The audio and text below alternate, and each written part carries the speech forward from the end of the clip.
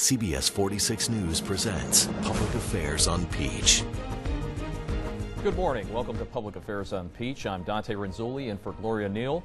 We're now 10 days away from the general election, and we've got no shortage of things to talk about. We begin with Andra Gillespie. She's the Associate Professor at Political Science at Emory University.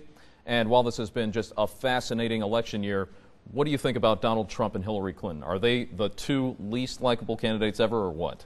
Yes, I mean, they have very high unfavorability ratings. That was the case going into this race, and that is still the case today. And so that, coupled with the mudslinging that we've witnessed over the course of this election cycle, has made this one of the most volatile and actually one of the toughest campaigns in recent memory. Do you think that in the early voting that November 8th, people are going to be voting for the candidate, or more likely to just make sure the other one doesn't win?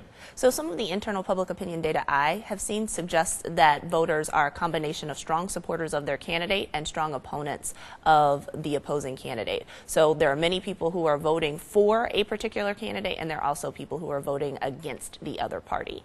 You know, we found it curious that just a month before the election, a parade of women just surfaced accusing Trump of this inappropriate behavior. Do you think that that really hurt Donald Trump, calling Hillary a nasty woman, or were the voters who were offended just trying to strengthen Hillary Clinton's campaign? So the effect of these incidents is cumulative. So Trump came into this race being perceived as kind of crass and boorish. Then with the revelation of the Access Hollywood tape, there was additional evidence that I think turned a lot of people against him. So there were some people who were on the fence about Trump that were driven to voting against Trump because of the release of those tapes. And then the additional incidents, talking about Hillary Clinton as a nasty woman, the women who then come out to substantiate the fact that he behaved in an unchivalrous manner towards them just reinforces that narrative. So that could buoy women who were planning on supporting Hillary Clinton, and it could be the type of thing that could drive away conservative women away from Trump. So they'll either not turn out to vote, or they may decide to go out and vote for Hillary. So one additional thing about the nasty women comment, there have been some concern that younger women in particular didn't really take into account the historic importance of electing a woman, and that they weren't as enthused about this particular race. Well, the nasty woman comment has been something that has galvanized women across the generational spectrum, and so now it really makes the specter of sexism actually really important in this race. Seems that way. How about the final debate when Trump called Clinton out on her email scandal? Do you think he scored any points doing that? So it was definitely a body blow, and it's an issue that has dogged Clinton throughout her campaign. It is one of the reasons why she is not popular, because it reinforces the narrative that she lacks transparency and that her ethics might be questionable. So the fact that she hasn't been able to provide a satisfactory answer to the email scandal is something that has dogged her campaign and has made it difficult for her to be able to maintain a lead against Donald Trump. Okay, so your personal opinion, what is going to happen on November 8th? So it's still too early to call. We have to wait until everything happens on election night.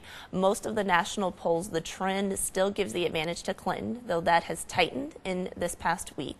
And in particular, Hillary Clinton has an advantage in statewide polls. So in particular in battleground states, while there are still states that are statistically close to call, the trend lines tend to favor Clinton. And so the popular vote in the race is likely going to be very narrow. So I think it comes a question down to the statewide vote totals, because that's where you get your electoral vote count. And the electoral vote count at this point favors Clinton. But I would still say there are still opportunities for there to be changes. And a lot of these races that we're calling as favorable towards Clinton and favorable towards Trump still actually are statistically within the margin of error. So we have to turn around and wait. If there's one final thing that I'll add, we are now in the middle of early voting.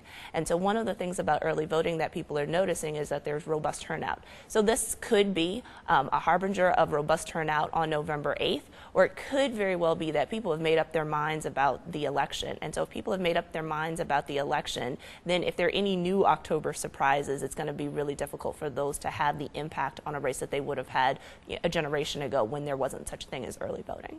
Well, Professor Andra Gillespie, we thank you so much for joining us here on the show, and we are just getting started here on Public Affairs on Peach. Coming up, we're going to talk with our Democratic and Republican strategists when we return.